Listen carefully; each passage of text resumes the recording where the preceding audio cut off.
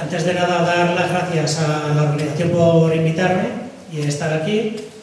Y bueno, esta intervención de la que os voy a comentar un poquito, vosotros el edificio evidentemente le conocéis muchísimo mejor que yo, porque sois de aquí, y se empezó a hacer en el 2006, si no mal recuerdo. Os voy a hablar un poco lo que es única y exclusivamente la intervención arqueológica que se desarrolló dentro del proyecto que se iba a hacer para acondicionar lo que era el espacio del antiguo cementerio municipal para dejarlo pues una zona lúdica para el pueblo. Nuestra llegada a lo que es el edificio aquí a la cartera venía relacionada más que por lo que era el movimiento de los restos óseos que todavía quedaban en el cementerio.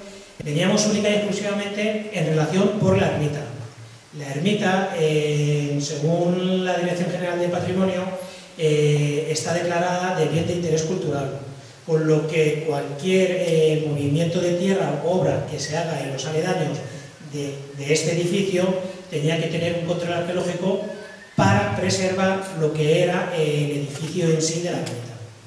Entonces nosotros vinimos a lo que es la ermita, vinimos relacionadas con esta premisa de cultura, que era en el proceso de trabajos que se iban a hacer para retirar lo que eran los restos óseos e intentar drenar lo que era el terreno para evitar las humedades que había y las cantidades de agua, pues nosotros vinimos para que esas obras no afectaran a posibles partes actuales de la ermita o antiguas que hubieran quedado enterradas por todos estos años que estuvo el cementerio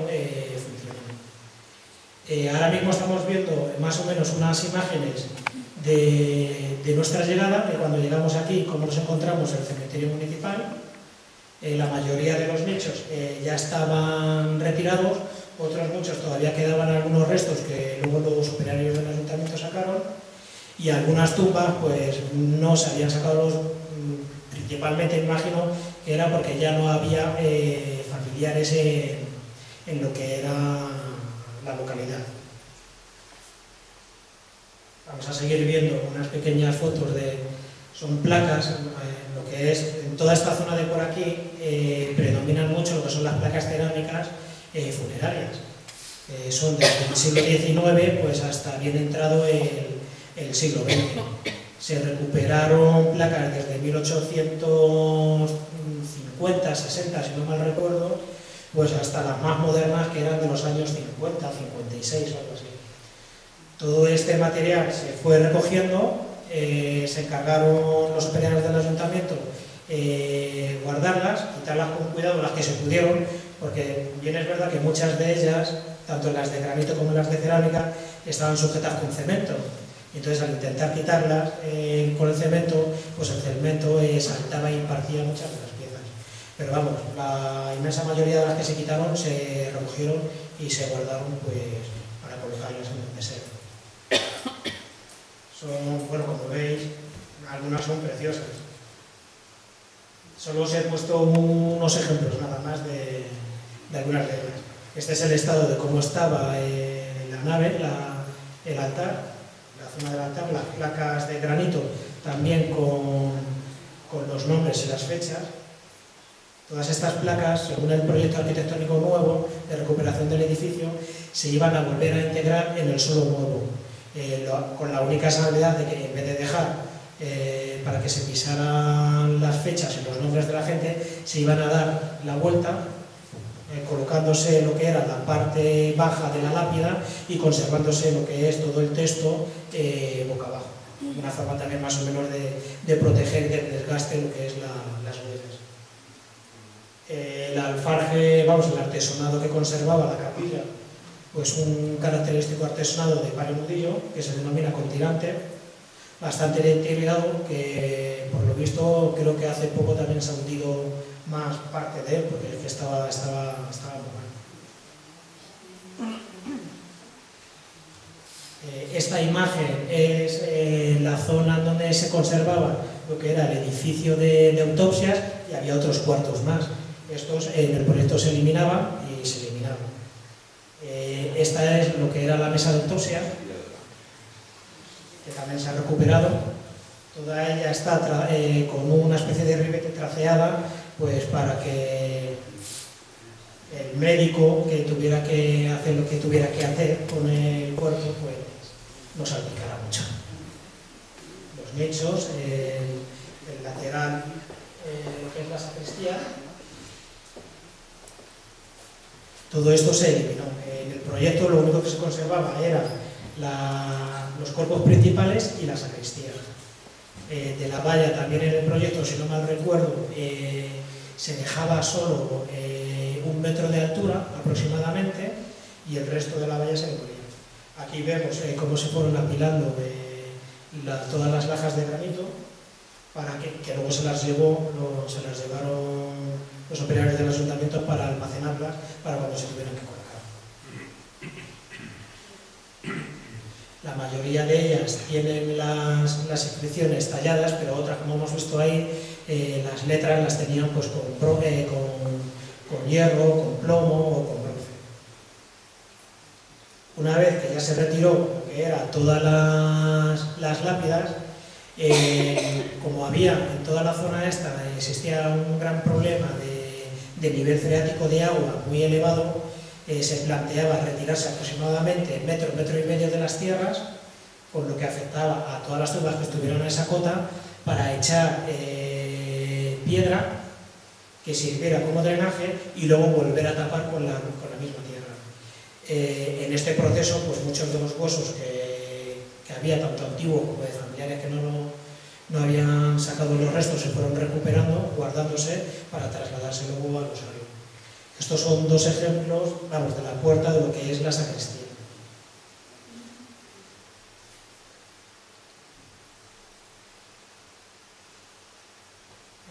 Pequeños detalles del altar. El altar posiblemente, según el estudio que hicimos, sea del siglo XIX, no es el original. No es el original, luego os pondré una foto, porque se ve que en las trazas de las maderas de arriba del tejado, de la cubierta, del artesanado de Parinudillo, quedan las huellas de haber habido un artesanado muchísimo mayor y posiblemente que fuera de madera.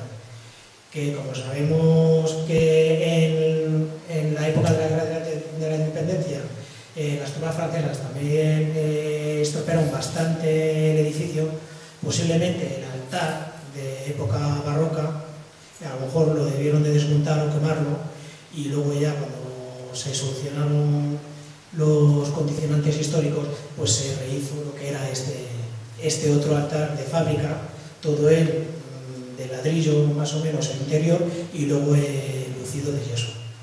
Son pequeños detalles de la decoración que, aunque es una decoración muy sencilla y relativamente pobre, no deja de tener muchísimo encanto. Lo que es el uso de los colores, el naranja, el rojo, el verde, el amarillo. En algunos tramos intentan imitar, con la pintura porque parece al temple, intentan imitar lo que es también piedra de mármol. Bueno, aquí ya vamos viendo lo que es el proceso. Se empezó todo lo que era el movimiento de tierras, se empezó desde dentro del edificio. Primero se rebajó a esa cota que os he comentado de 1,5 metros más o menos lo que era la capilla principal y la nave central, y luego, una vez que ya se terminó ese proceso, se fue haciendo ese movimiento por todo el perímetro del antiguo cementerio. Mientras se iba haciendo este proceso con la máquina, manualmente se iba limpiando y se iban delimitándose lo que eran las tumbas. Aquí tenemos justo una esquinita del antiguo suelo original que tenía lo que era la capilla, que eran lajas de barro de más de 40 por 40. Si no mal recuerdo, creo que eran 50 por 60 o algo así.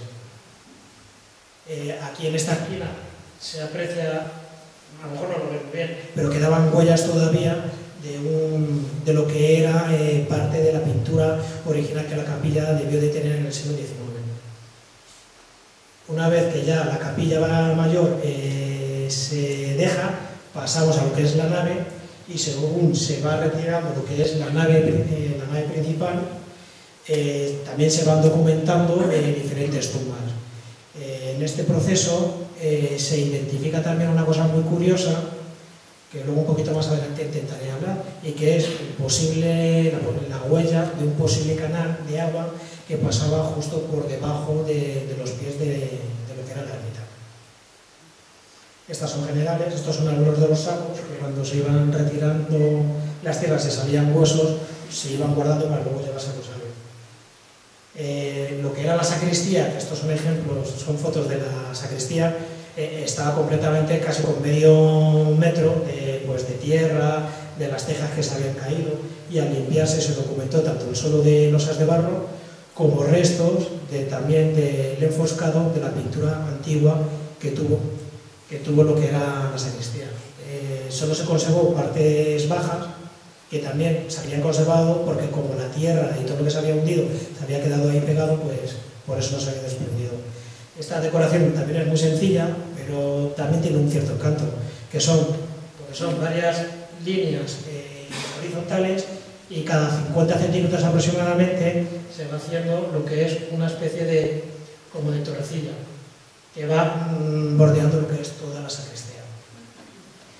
La sacristía no es original, posiblemente la sacristía sea del siglo XIX, cuando se funda el cementerio en la ermita.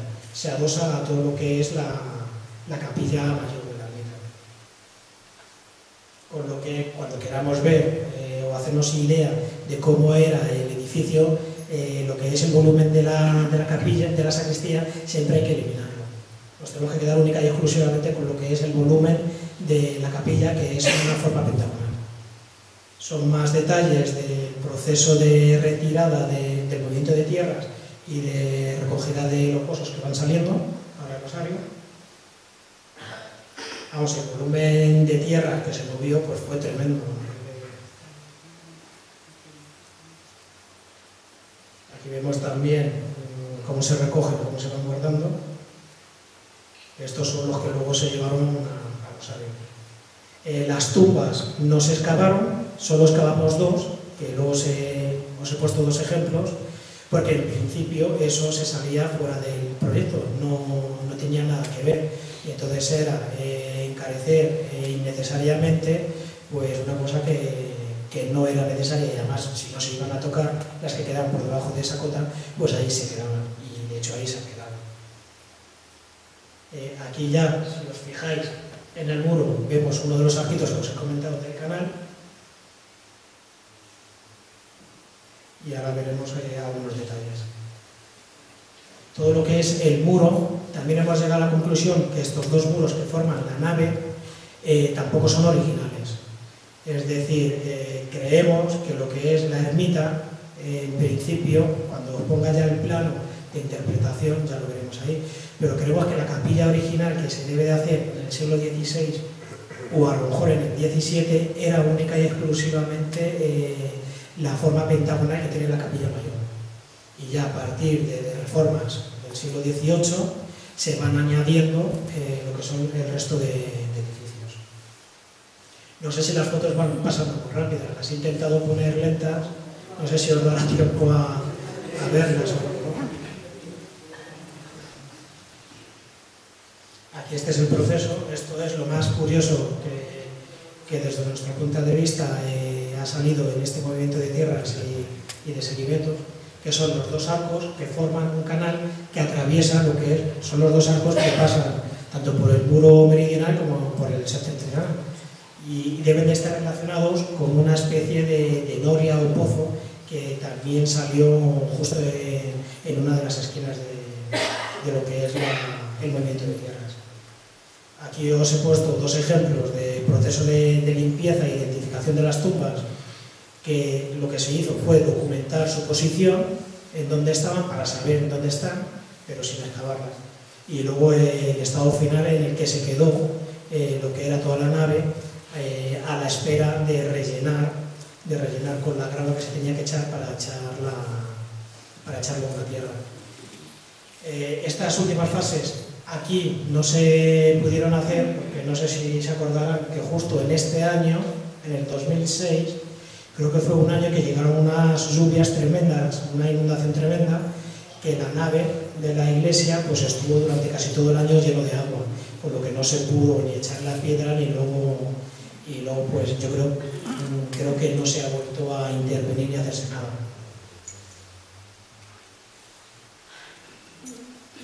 Estos son los muros, las zonas de donde salieron los arcos internos por afuera, que se fueron limpiando. Toda esta zona estaba justo debajo de los nichos. Toda la zona en la que están aquí tanto el operario como el arqueólogo auxiliar estaba tapado por los nichos. Entonces, al ir retirando toda esa tierra con cuidado, fuimos identificando también otros dos muros que estaban asociados tanto al muro de la ermita como a este posible canal. Cara exterior, donde está David trabajando, y la otra era la cara interior, pero del mismo arco. Generales, una vez toda esta zona de aquí rebajada hasta el terreno natural, ya casi todo lo que hay ahí es el terreno natural. Y eran detalles más o menos del murete, de lo que es el arco, el canal y todo el muro de cierre. Este muro de cierre lo identificamos posiblemente como una antigua alberca, a lo mejor, que debió de tener la ermita, y parte de este muro, ya en el siglo XIX, podría haber sido lo que era el primer recinto cerrado del cementerio, que a lo largo del siglo XIX o a finales del siglo XIX se hace la demolición de él y se hace luego ya lo que es la cerca actual. Aquí, si se fijan, se aprecia lo que es todo el cuerpo de la sacristía, que se adosa perfectamente a lo que es el muro de cierre de la capilla mayor. Y vamos, pues, creemos que no hay dudas de que esta sacristía se hace en 1836, cuando creo que ya están constatados que se hacen los primeros enterramientos en el entorno de la ermita de Santa Ana.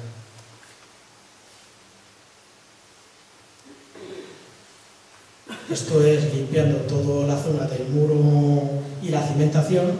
Al ir limpiando lo que es la cimentación, nos damos cuenta también de que toda esa cimentación corresponde a otro muro anterior, que a lo mejor ese es lo único que sí queda del posible muro original de la ermita del siglo XVI, de la posible ermita, que luego ya en el siglo XVII o XVIII se hace el muro que se conserva actualmente. Cambia un poco de orientación y hacen los arcos porque todavía sigue usándose el canal o el agua sigue pasando por ahí. Por eso se hacen los arcos, para evitar que la humedad o el agua corriente que fluye por ahí se quede almacenada dentro de la iglesia y reviente los muros. Vamos, en esta foto se ve perfectamente toda la cimentación que viene oblicua, hace ángulo recto con todo este otro muro, que puede ser de la alberca y del cerramiento, y luego ya en el siglo XVIII posiblemente sea todo el muro de cierre de la nave.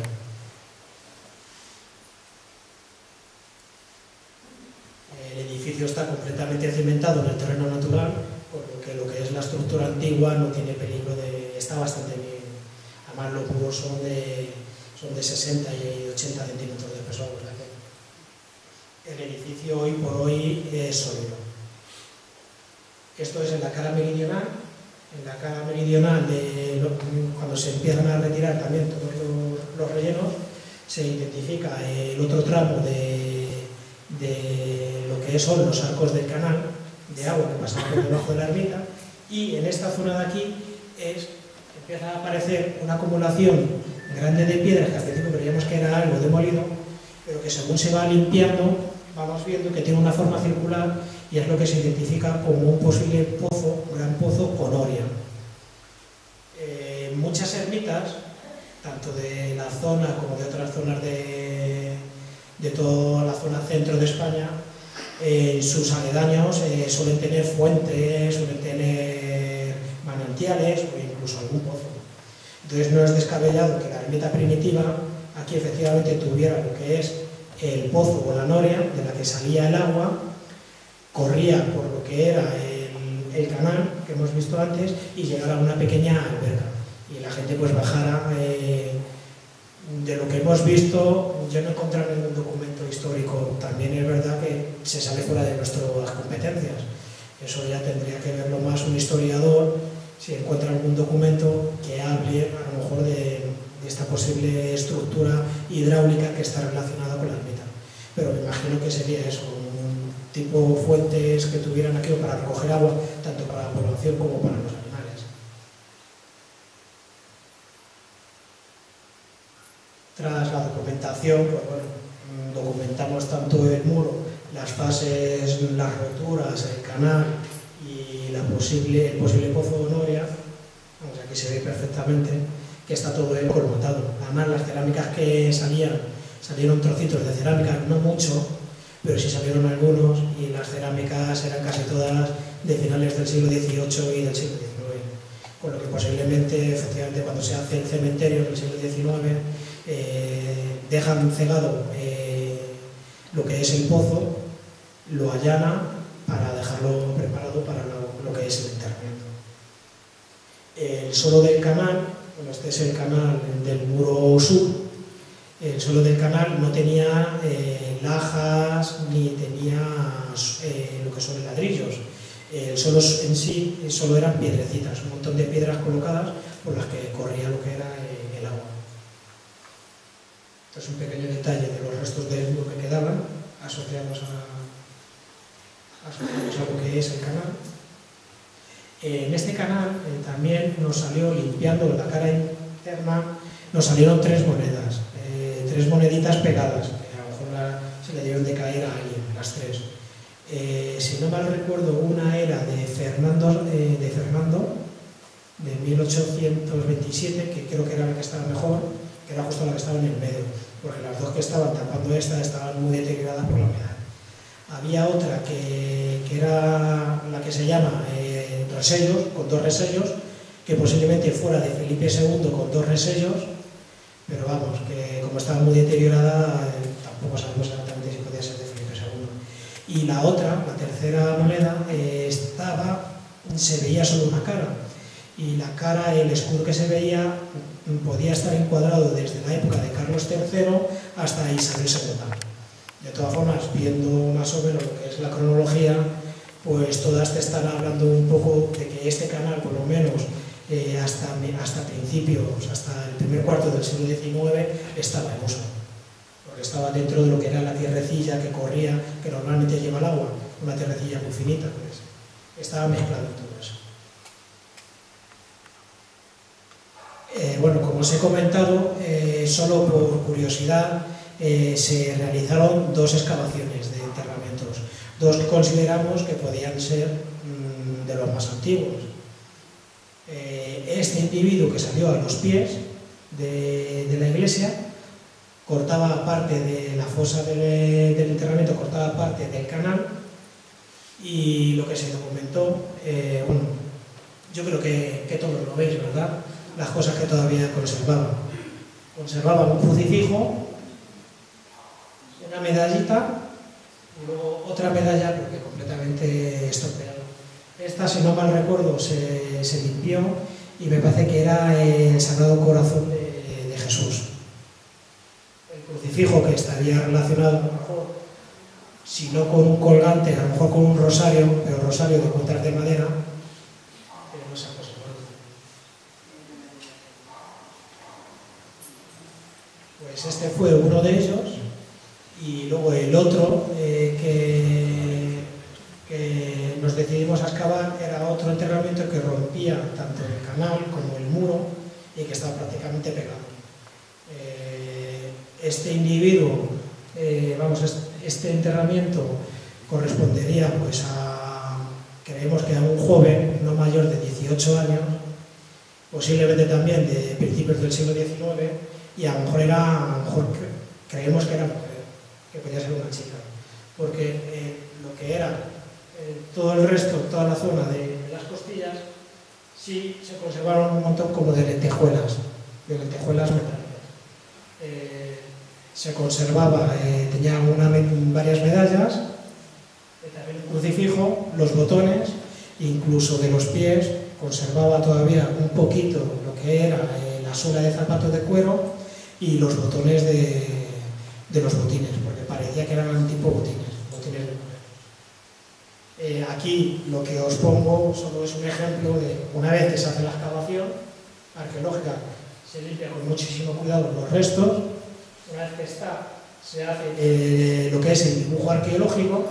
El dibujo arqueológico pues consta que todo lo que se ha excavado se dibuja a la escala que consideremos, ya sea a una escala 1:1, una escala 1:10, 1:20, 1:5, las escalas más cómodas, porque de esta forma, mientras se va haciendo lo que es el dibujo arqueológico, el arqueólogo se da cuenta de pequeños detalles que si esto no lo hiciera pueden pasar desapercibido, porque aunque las fotos sean muy buenas, pues a veces el contraste o un tono o lo que sea, luego tú en la foto no lo ves.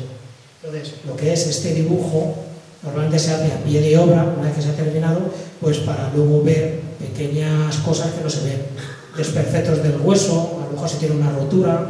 Cuando estás dibujando lo que es el resto, pues puedes ver si se rompió una pierna, o sea, se ven todas esas cosas que a veces en las fotos no las distingues bien. Y una vez que se hace ese trabajo de campo, posteriormente ya en casa, en una planimetría mayor, se pasa lo que es todo lo que se ha documentado en campo. Y eso pues, es un documento que luego cuando se hace el informe final de la intervención se presenta tanto a la entidad contratante como a la administración que lo solicita. Bueno, esto ya son imágenes, son algunas imágenes de cómo se quedó cuando se terminó. Una vez removido las tierras, echadas las piedras y luego vuelto a allanar otra vez el terreno. Bueno, aquí vemos un ejemplo de todas las piedras. Hablaban de grava, pero bueno, esta grava pues, es un poquito gorda, pero bueno. Una vez que se echaba lo que era toda la grava y toda la piedra, se volvía a echar la tierra y se dejaba otra vez completamente nivelado. Así es como se quedó a finales de septiembre del 2006. Esta ya es mirando hacia la carretera. Sé que luego se volvió a echar piedras y escombros, lo veremos en alguna foto. Bueno, estos son otros pequeños detalles de documentación arqueológica con estos dibujos, por lo que os comentaba. Pues nos vamos dando cuenta de las roturas que tienen los muros, una cosa si es más antigua que otra, cómo se adosa. Ahí vemos también en su conjunto todo el muro con el canal, los muros y una puertecita, que se me ha olvidado comentarlo, ahora creo que en una foto central. Esta zona de aquí parece ser una pequeña puerta que existió a los pies, vamos, en este lateral. Y no sabemos si a lo mejor esta puerta estuvo en uso mientras estaba lo que era el canal y la posible alberca, y que por ahí se pasara, es la única duda que tenemos de toda esta intervención. La puertecita estaría aquí. Todo lo que es el frente este, tanto el de este lateral como el del otro lateral, son modernos, es decir, que pueden ser o de finales del 19 o de comienzos del 20, porque los muros antiguos están rotos. Lo malo de esto es que justo hacia adelante fue la parte que la máquina no rebajó, con lo que no sabemos si los muros originales, la nave, llegaba más, era más grande o no. También es otra de las incógnitas que se quedó ahí. Este es el detalle del arco, de la puertecita, y aquí en esta foto se ve muy bien también lo que es la puerta de acceso, de salida, de entrada, de lo que fuera.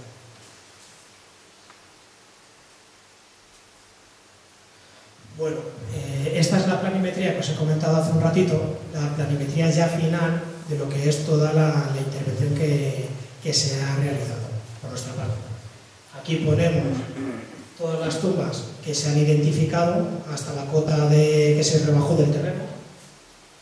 Se ha metido el enterramiento que excavamos de afuera, se ha metido lo que es el canal y lo que es también lo que es el pozo.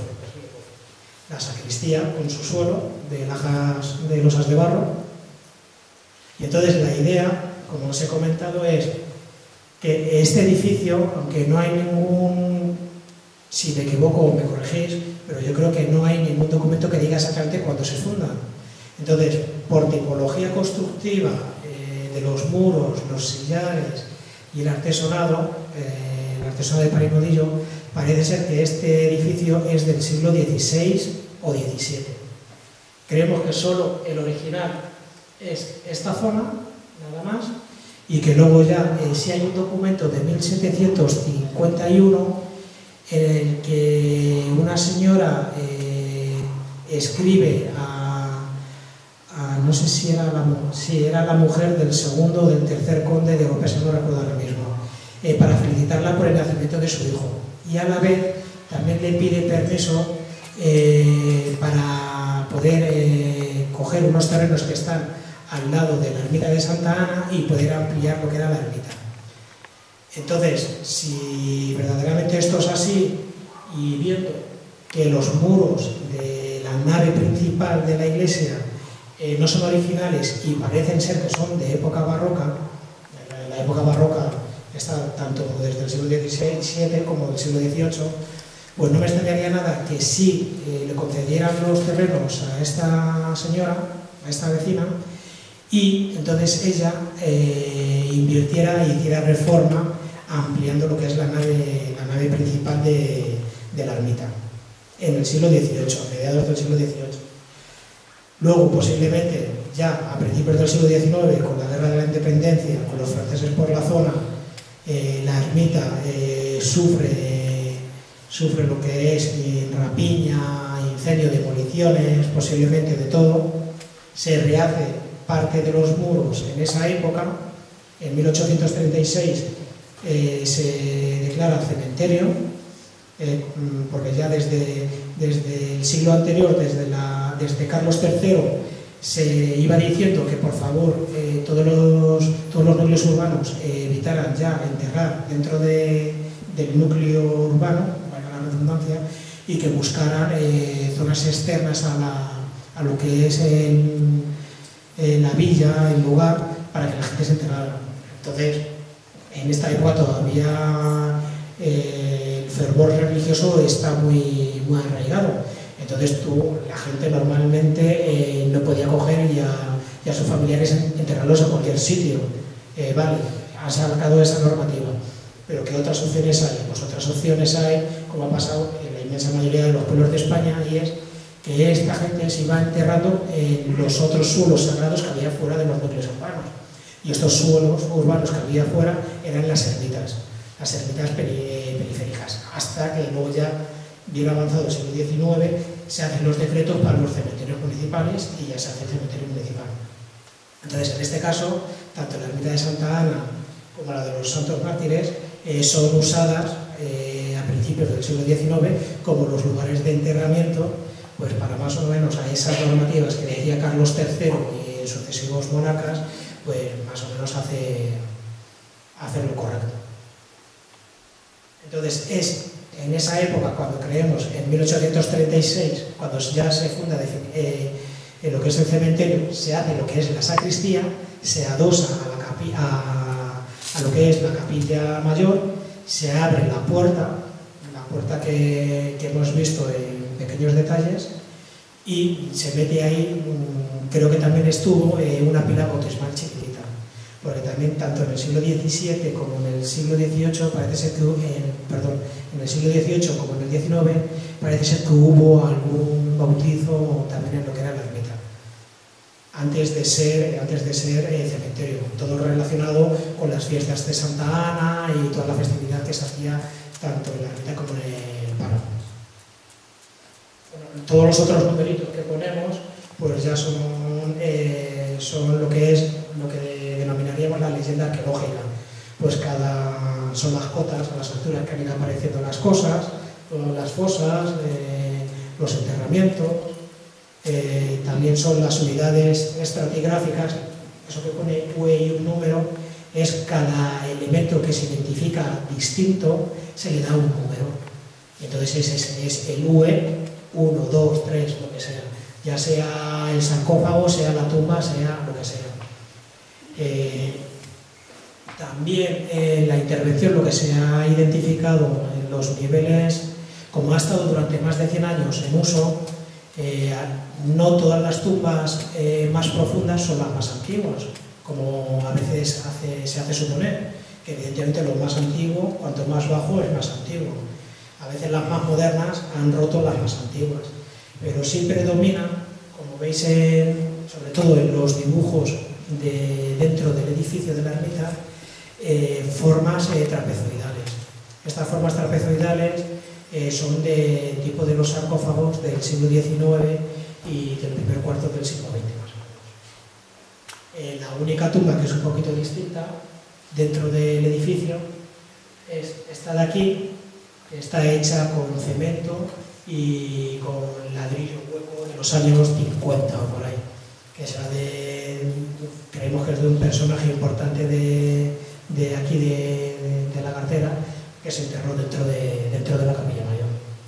Evidentemente, en todas partes, normalmente cuanto más cerca del altar estás, normalmente eres más importante, o por lo menos como en el que te va a enterrar, tienes o más cercanía o más un lazo más, no sé cómo decir.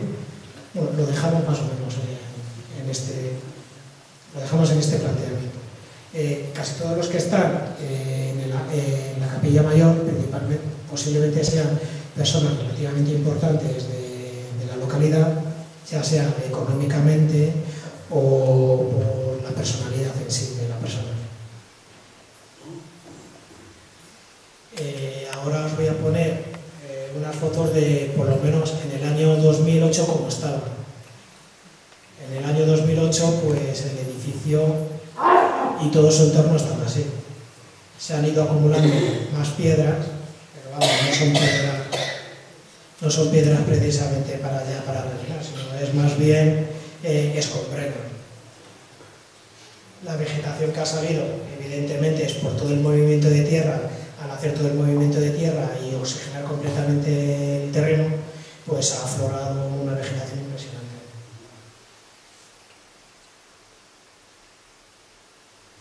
Y pues como lo veáis, o sea, hombre, viéndolo ahora, 2 años después, estas fotos son del 2008, viéndolo 2 años después, un edificio que es bien de interés cultural, que se haya ido transformando poco a poco en escombrera, hoy en día no sé cómo está.